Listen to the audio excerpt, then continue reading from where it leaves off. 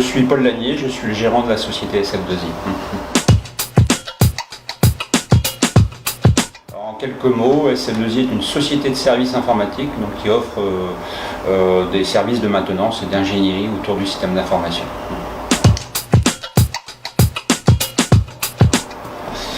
Alors, je vais décevoir beaucoup de monde, donc j'ai pas de diplôme en informatique.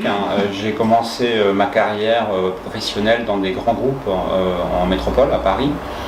Et ensuite, j'avais un diplôme d'électronicien. J'ai commencé l'informatique en réparant des ordinateurs et des claviers.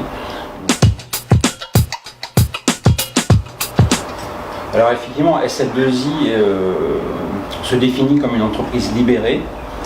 Une entreprise libérée, c'est une entreprise où l'ensemble des collaborateurs sont libres de prendre toutes les décisions utiles et nécessaires au bon fonctionnement de la société.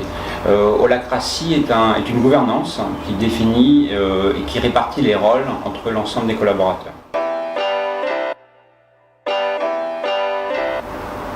Alors je pense que les structures hiérarchiques telles qu'on les connaît vont perdurer pendant très longtemps.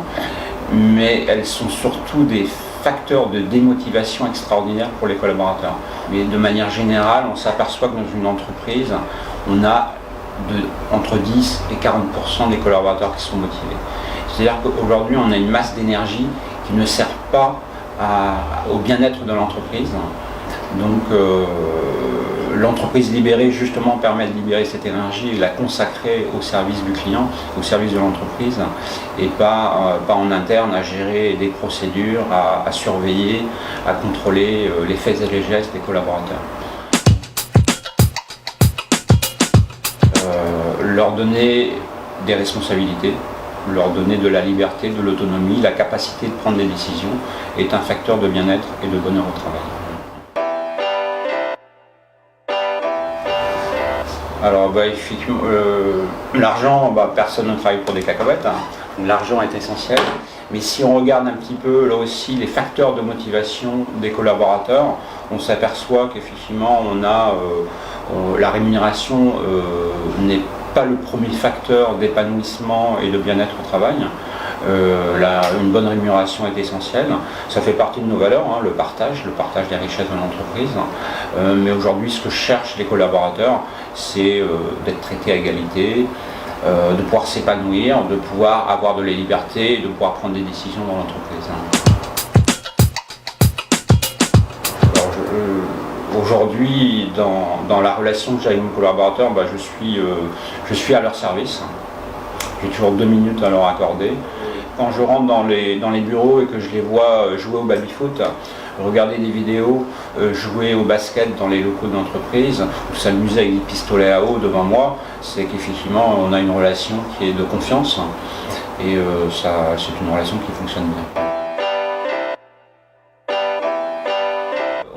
L'entreprise libérée encourage les initiatives. Qui dit encourager les initiatives dit risque d'erreur. Donc des erreurs sont commises.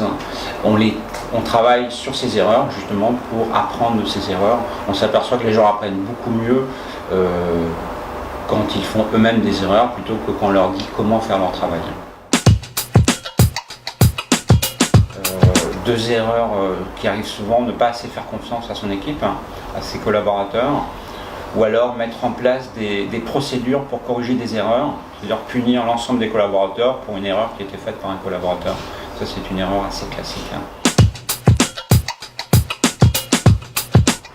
Je pense que ce qui fait la réussite d'une entreprise comme SF2I, c'est tout simplement le bien-être des collaborateurs. Ils sont bien dans l'entreprise, ils aiment venir travailler, ils mettent leur passion, ils mettent leur énergie au service de l'entreprise. Si je devais donner des conseils pour les futurs entrepreneurs, je dirais faites des choses avec passion, ça c'est important.